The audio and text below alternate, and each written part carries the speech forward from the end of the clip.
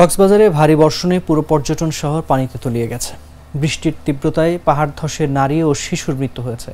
কক্সবাজার পৌরসভার ৬ ও ৭ নম্বর ওয়ার্ডে পৃথক এ পাহাড় ধসের ঘটনা ঘটে বলে জানিয়েছেন মেয়র মাহবুবুর রহমান চৌধুরী।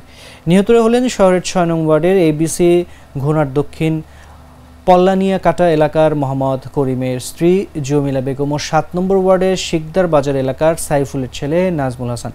এদিকে কয়েকদিন বন্ধ থাকার পর কক্সবাজারে আবারও ভারী বর্ষণ শুরু হয়েছে।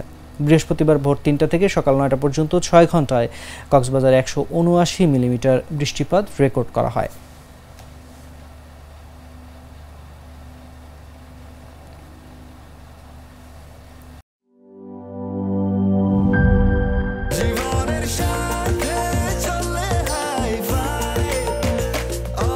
স্বাস্থ্যকর অল টাইম, সব সময় অল টাইম হেলদি লাইফ।